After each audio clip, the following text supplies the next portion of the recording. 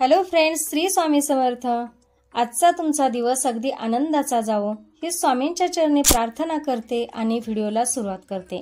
तर आजच्या व्हिडिओमध्ये आपण पाहणार आहोत की अंगारकी चतुर्थी जवळ येत आहे आणि त्या दिवशी आपल्याला कशी पूजा करायची आहे, पूजेचा जो शुभ मुहूर्त काय आहे ते आज आपण जाणून घेणार आहोत। संकष्टी चतुर्थी हा गणेशाला समर्पित दिवस आहे।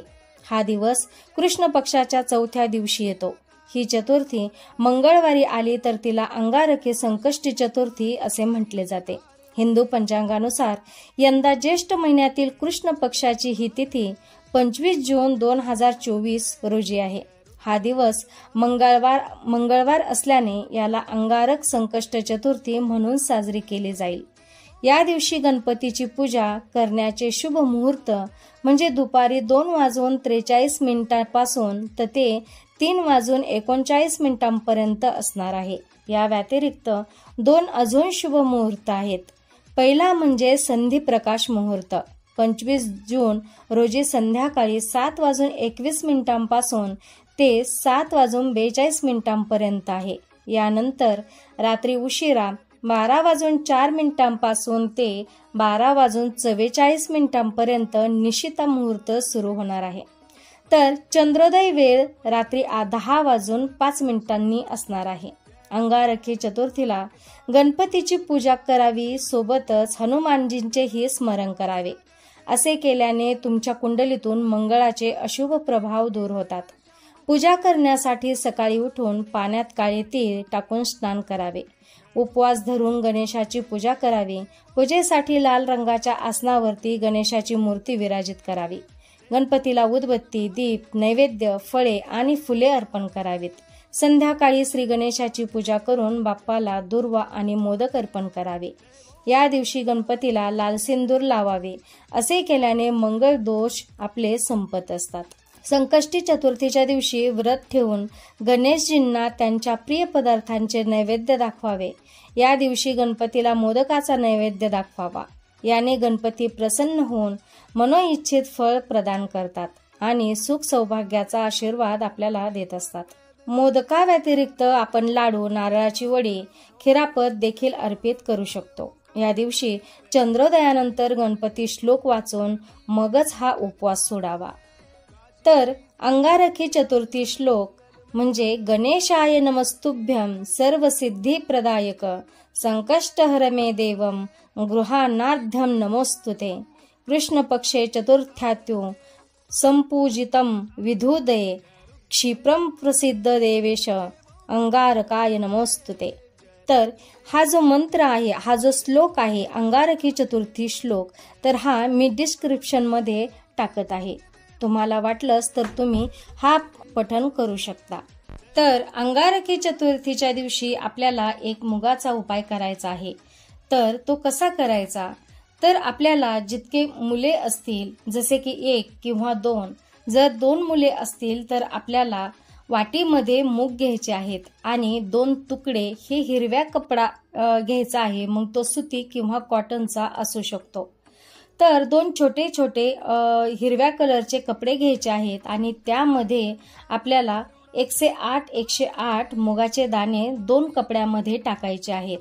जर तुम्हाला एकच मुलगा किंवा मुलगी असेल तर तुम्ही एकच घ्यायचा आहे, परंतु जर तुम्हाला 2 असतील तर तुम्ही 2 घ्यायचे आहे।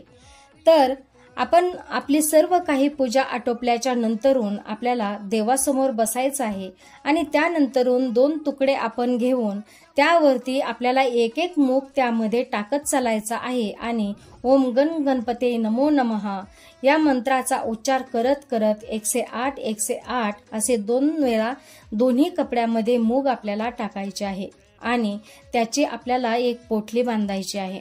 पोटली बांधून झाल्याच्या नंतरून ती पोटली आपल्याला गणपती बाप्पाला समर्पित करायची आहे।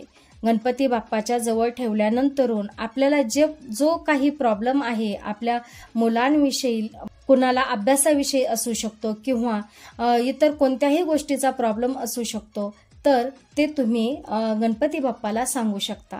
जी बी तुमची अडचण आहे मुलाबाबतीत, तर ती अडचण तुम्ही गणपती बाप्पाला सांगू शकता आणि 5 मिनिटं ती मुगाची पोटली आपल्याला गणपती बाप्पाजवळ ठेवायची आहे आणि त्यानंतरून ती पोटली उचलून तुम्ही आपल्या ज्या मुलाच्या उशाखाली तुम्ही ती पोटली ठेवायची आहे.